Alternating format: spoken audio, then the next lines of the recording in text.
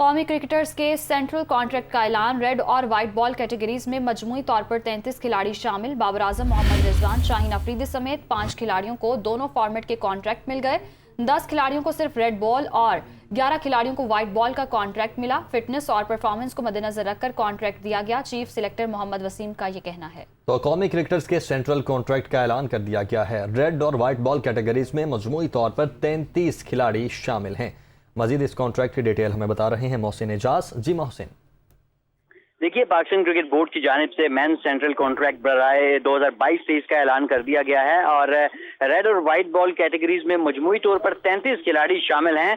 कप्तान समेत 5 खिलाड़ी ऐसे हैं जो रेड और व्हाइट बॉल दोनों फॉर्मेट के कॉन्ट्रैक्ट में शामिल हैं, जबकि 10 खिलाड़ियों को सिर्फ रेड बॉल का कॉन्ट्रैक्ट दिया गया है। इसके साथ साथ व्हाइट बॉल में 11 खिलाड़ी ऐसे हैं जिन्हें सिर्फ व्हाइट बॉल का ही कॉन्ट्रैक्ट मिला है।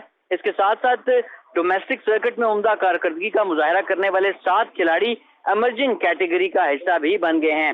सबसे पहले कप्तान बाबर आजम, मोहम्मद रिजवान और शाहीन अफरीदी रेड बॉल और व्हाइट बॉल दोनों तर्ज की ए कैटेगरीज में शामिल हैं और हसन अली रेड बॉल में बी और व्हाइट बॉल में सी कैटेगरी का हिस्सा बनाए गए हैं। इसी तरह इमामुल हक को रेड बॉल में सी और व्हाइट बॉल में बी कैटेगरी मिली है।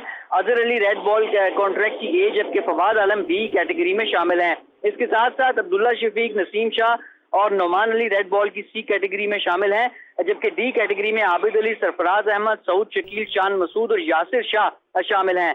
फखर जमान और शादाब खान को व्हाइट बॉल के कॉन्ट्रैक्ट में ए कैटेगरी मिली है, जबकि हारिस रऊफ को बी और मोहम्मद नवाज को सी कैटेगरी में टीम का हिस्सा बनाया गया है। इसके साथ साथ आसिफ अली, हैदर अली, खुशदिल शाह, मोहम्मद वसीम जूनियर, शाहनवाज धानी, जायद महमूद और उस्मान कादिर को डी कैटेगरी मिली है।